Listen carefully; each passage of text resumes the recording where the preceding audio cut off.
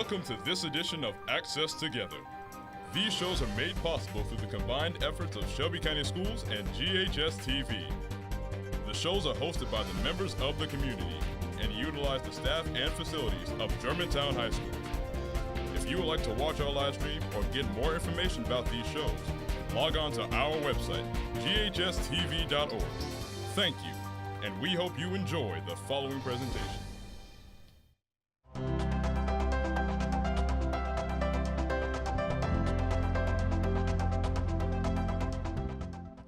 Welcome to Inspiring Leaders. I'm Donna Chandler Newman, your host for our show, and thank you for watching our program. Through this show, we meet community leaders and we examine how they're using their unique talents and skill sets to make a difference.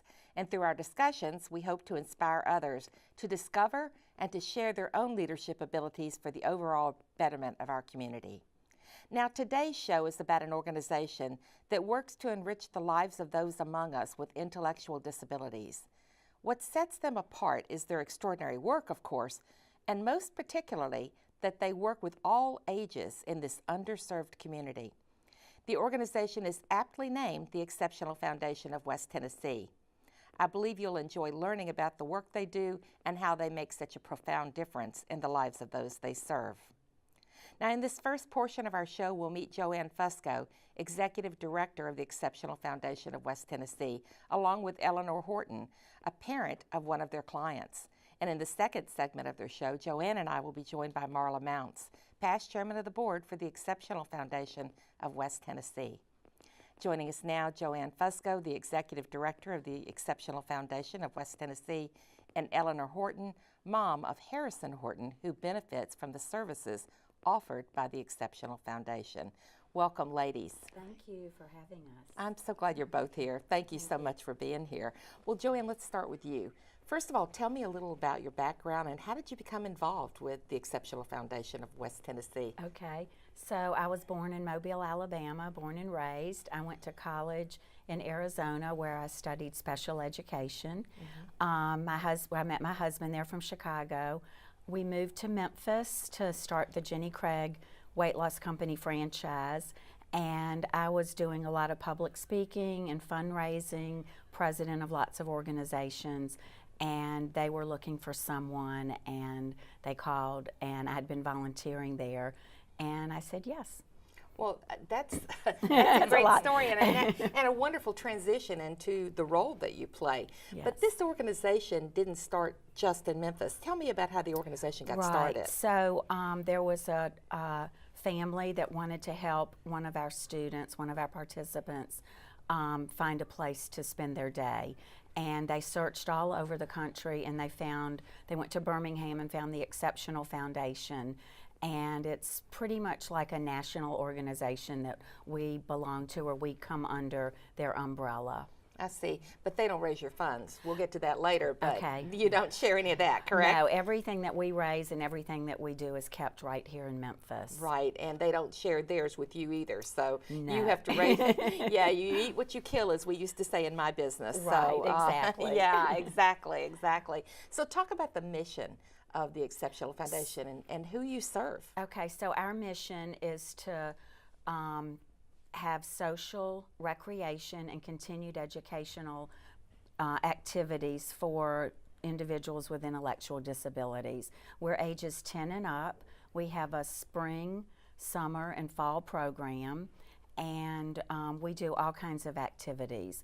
We have a higher criteria, so most of our participants are able to feed themselves, use the restroom appropriately, follow simple instructions, and enjoy themselves. We have a really good time. I think that's perfect. That's wonderful. Now, one of your clients is Harrison. Yes. And Eleanor, tell us, you live in this area, obviously. Tell us a little bit about Harrison and how you found the Exceptional Foundation. Well, Harrison is about to age out of high school, and there's not a lot of opportunities for older intellectually disability people to have opportunities to have social activities, and so we were real concerned about what we were going to do. And Joanne came to a parent meeting at Houston High School, and I was just thrilled to know that there was an opportunity for him to go there, and we went this summer, and he loved it. It was just a really smooth transition from high school. It will be when he graduates this May, and I'm just really excited that we found them. So basically it was like a trial run. Let's see if this works out, right? Well, there's not a lot, like I said, there's not a lot of opportunities for adults with disabilities in Memphis to have these social activities. So we were just thrilled that we heard about the Exceptional Foundation and that he was so happy there. So. Oh, that's wonderful. Yeah. So you saw lots of change in him, or lots of happiness when he came home? Oh, absolutely. I've said many a time, and I'll say it again, that Harrison's nonverbal, so he can't speak, but I would drop him off at the parking lot, and he would be smiling, and he would be smiling when I came back and picked him up. And for a parent of a nonverbal child, that means a lot to know that he's happy and he's safe and he's having a good time. You know, actually that's the same for any parent, Sure. as you say, but for a nonverbal, I think it's even more important because they can't tell you when they're disturbed, but Right. a smile says it all, Yeah, doesn't it? sure does. I bet that warms your heart, doesn't it, Yes, Joanne? it does. Yeah. And we love Harrison. So he spent the summer with us, and then he was with us for fall break, Right. too. And he'll be full-time when he So- graduates in Okay, May. so talk to me about that. I mean, this entire segment, there's a group that will take care of the young, the 0 to 5, and I believe that's Harwood, right? Exactly. And then they go to school, right? Regular school, Right. but with special classrooms. Is that right? Correct? Okay, and then if you didn't have this foundation, what would you do, Ellen? I have no idea. I really don't. I have no idea. I guess he'd have to stay home with me, and then he wouldn't have the social interaction. It's just such an important thing that they do for not only for these adults, because they need, everybody needs friends and socialization, but as a parent, I need some respite time too, and it works out really well. So the benefits, there's a ripple effect to it, right? Absolutely. There really is. So, okay, so talk about a typical day. Tell us what people do in a day, Joanne. So we're open from 8 to 6. We feel that gives parents time to get to work or to get home from work. And that gives them a safe and fun place for their loved ones to attend. We have free time till about 9 o'clock, 9:15. We take everyone to the restroom. We do current events. We love to follow Memphis football, Memphis basketball. We follow a lot of positive current events with the turmoil right now, but we're very positive.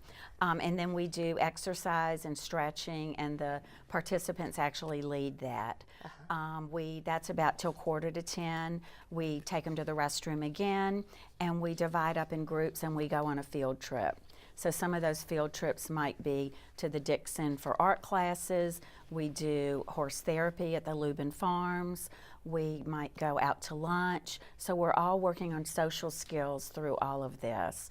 And we have fun. We have lunch around 12 and till about 1.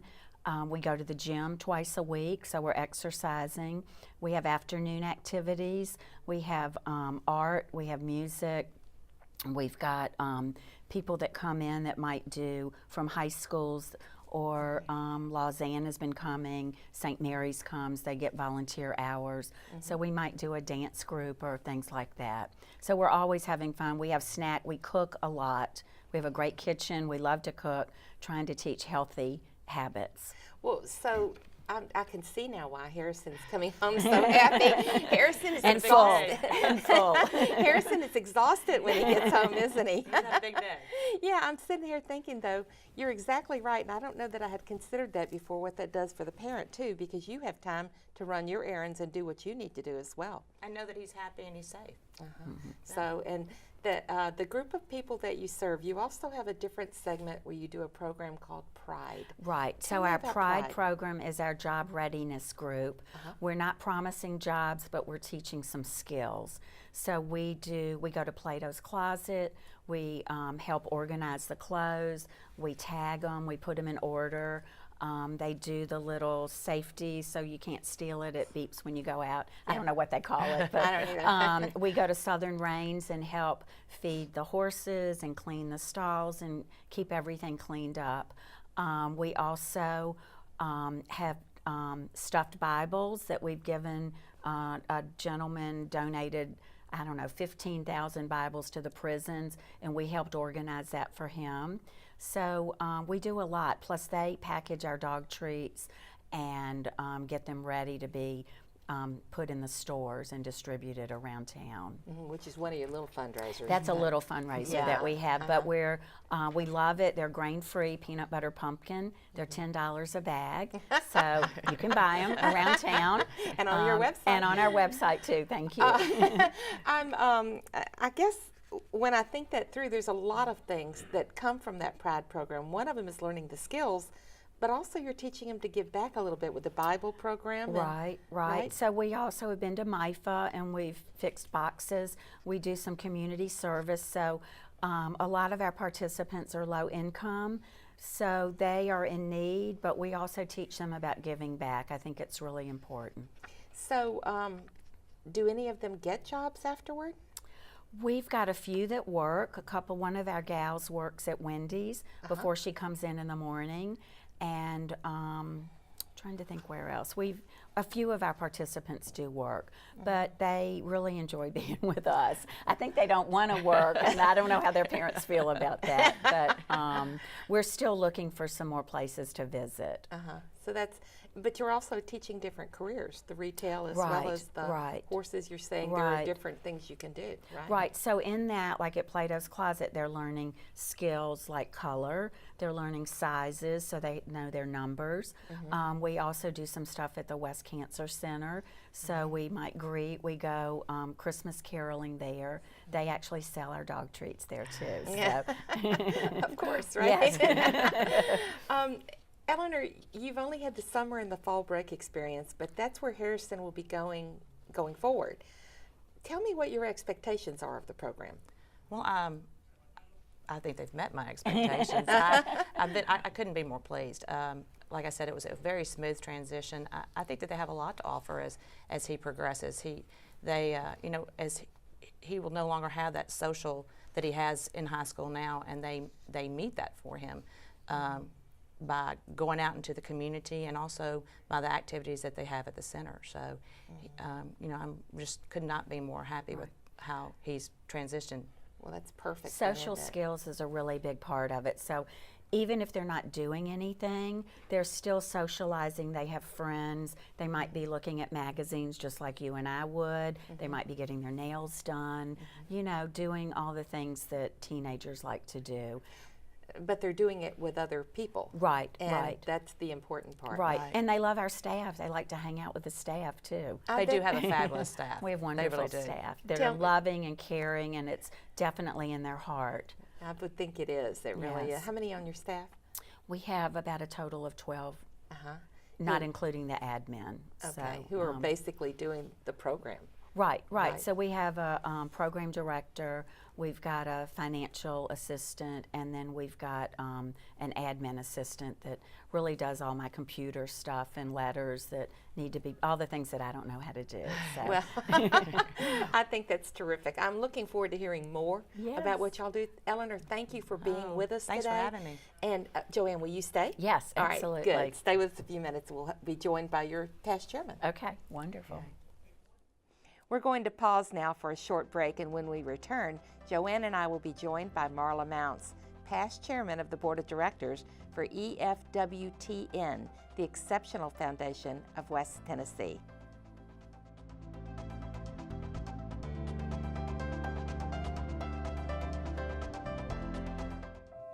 So we were walking to school. I started thinking about lunch. Mom packed me turkey and cheese. She's I really smart. want cheese pizza. Sometimes her mind wanders. We should have a sleepover. I remember saying, Laura? I think I heard Mom say something. The sign says don't walk. Sometimes it's so overwhelming. I really hope she doesn't I have really another hope I bad don't day have another bad day at today. school today. When you can see learning and attention issues from their side, you can be on their side. Go to understood.org, a free online resource with support and tools to help your child thrive.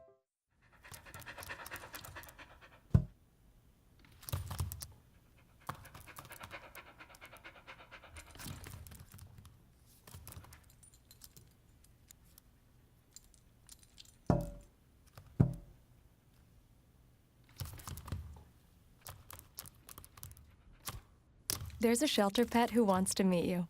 Meet one today. Visit theshelterpetproject.org. Adopt. You're watching the award-winning GHS-TV, a nationally recognized student television station. Welcome back. We're pleased to continue talking with Joanne Fusco, Executive Director of the Exceptional Foundation of West Tennessee, and to meet Marla Mounts, Chairman of their Board of Directors, or past Chairman of their Board of Directors, as we continue learning more about EFWTN, the Exceptional Foundation of West Tennessee. Well, so thank you for staying, Joanne. you. And Marla, welcome. I'm so glad you're with us today. Thank you for having me. Well, okay, so Marla, I know that there are about 3,000 volunteer organizations to get involved within this community, and this is indeed a volunteer position for you. How did you become involved with this organization, and why the Exceptional Foundation?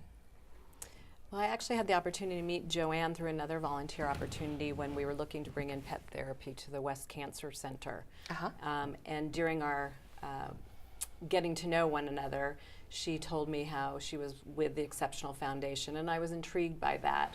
I have a special needs son. He falls under a different category than the individuals that we serve at the Exceptional Foundation. He's mentally ill, but I have a soft spot for special needs individuals. And I have a soft spot for Joanne, and she's impossible to say no to. So I started down the path with the Exceptional Foundation. I got you. Well, okay, so you're immediate past president, not president now, but I messed that up a minute ago. Yes. You're immediate past president of the Board of Directors. What all does your board do? How large is it? And what does that entail? So we have 12 individuals right now that are serving on our board. We're always looking to bring in other leaders that would help with our organization. They function predominantly as, advisors. So they're looking at where we're going, what we're doing, helping us move forward towards achieving our goals, maintaining our mission and values. You know, one thing we didn't discuss a minute ago was what categories of people are coming to you? I mean, you said that your son doesn't fit under their umbrella. Who does fit under your umbrella? So we have really two categories: autism, autistic individuals, which is a huge span, yes, and some are nonverbal, some are very bright and could work for me, but their social skills may not be quite as good as they would want to be, or we would want them to be. We have a lot of Down syndrome individuals, and that pretty much a few others here and there, but pretty much Down syndrome and autistic. So that's the community that you're serving. Right. So, you know, they require a lot of, a good ratio of adult to the client. So that takes a lot of money, doesn't it? Yes. Which is another place the board comes in, right? Yes. Talk to me about some of the financial aspects of this. So we, our ratio is 10-to-1 with our participants and staff, and we keep in that ratio all day long. We have a couple of fundraisers that we do. Our chili cook-off, November 4th, was very successful, and we're thrilled that it went as well as it did. We do a farm-to-table event in May, and we also do a fashion show where our participants are the models, and they have the best time. Steinmart has been helping us with that, and it is amazing to come to. In fact, we can't get the participants off the stage.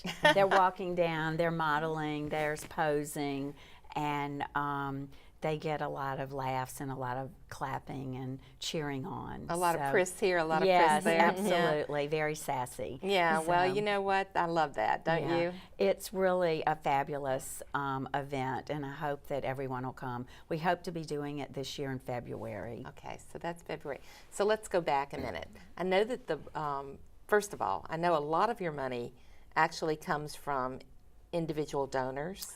Right, we have individual donors, we have grants, we have foundations that are interested in us, and we have our fundraisers. And we do charge, so a portion of that comes from the fee that we charge, but because of our fee, it doesn't cover everything that we do, so we subsidize everyone by 50%. Yeah, one of the things that was surprising to me is that you don't get any state or school money or anything like that at all. Right, we're not government funded and we're not United Way funded unless you make a donation to the United Way and then you earmark it for us. Uh-huh. Well, I was kind of surprised by that. You've chosen not to be state funded, right? So we're following under the umbrella of Birmingham, and that's how they operate. I believe when you're state funded, government funded, there's a lot of things you have to fall into with what you have to do. I'd probably have to hire a couple of more people just to do the paperwork. Yeah, and there's some stringent requirements in terms of how many square inches you need, and if you're an inch off, you can't. Right.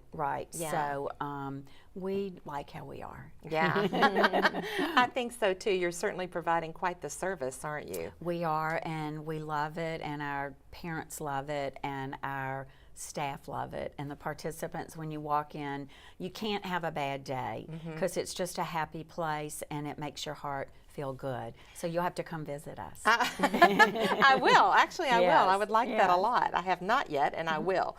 And you welcome others as well, too. Absolutely. Our doors are open, and parents can come and have lunch, or caregivers. Not all of our participants are living with their family. Some are older.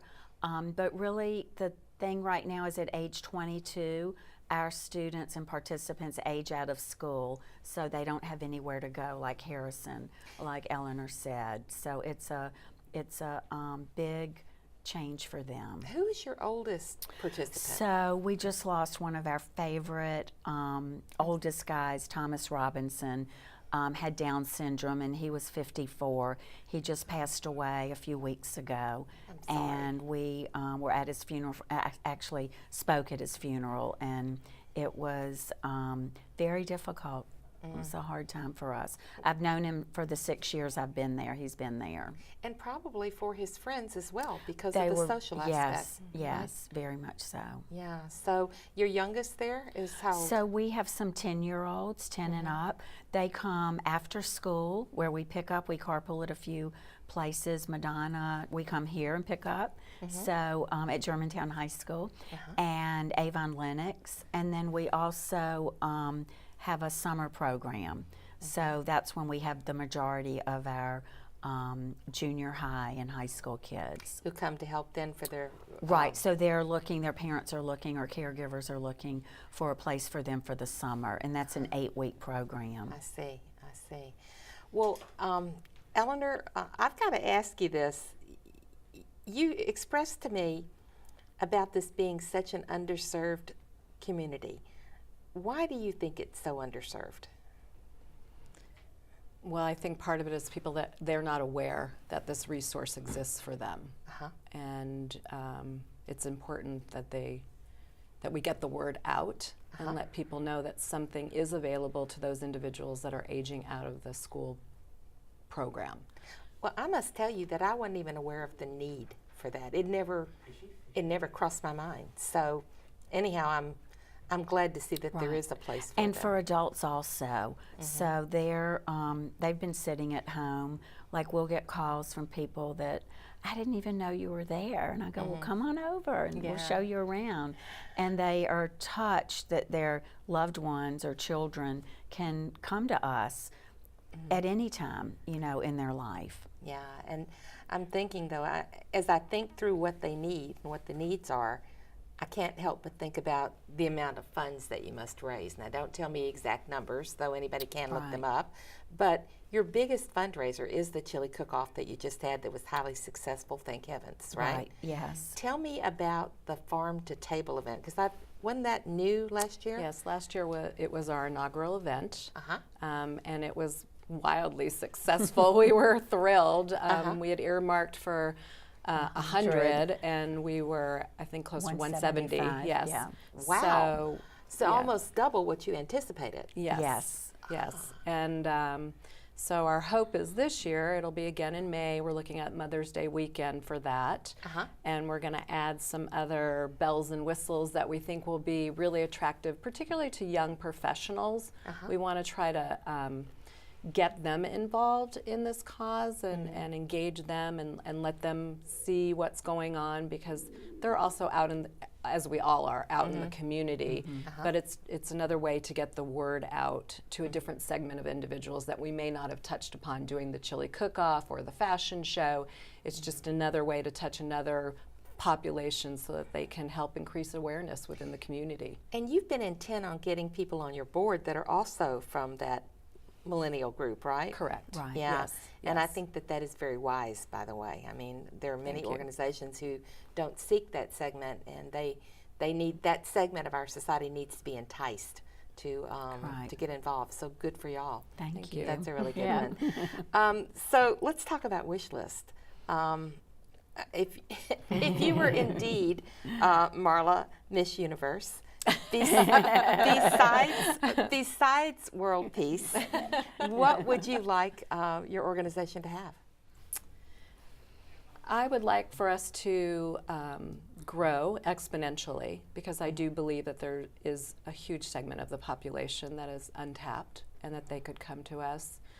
I would like us to have a permanent home, whether that's through a capital campaign or a generosity of a donor or generosity of a church, whatever that may be, that would enable us to handle the growth and influx of new participants. And I think my biggest wish is that we get these individuals to us and we allow them to maximize their potential and live the fullest lives that they possibly can. Well, that's perfect, isn't it? I love it. Let's go to work. I think y'all are already working. Thank you so much for the wonderful work Thank you do within you. our community. Thank you so much for being here today and educating all of us about it. So thank you. Thank you. Thank you for having us. And thank you for being with us today for Inspiring Leaders. We appreciate our guests on today's show, Joanne Fusco, Eleanor Horton, and Marla Mounts, all representing EFWTN, the Exceptional Foundation of West Tennessee. Now, if what you've heard on our program today has inspired you to learn more, to donate, to give them a new home, and to become involved with the EFWTN, the Exceptional Foundation of West Tennessee, then please visit their website, efwtn.org. Now, if you're interested in the air dates of Inspiring Leaders or of any other show on our television station, you can visit GHS-TV.org, where we're streaming live 24 hours a day.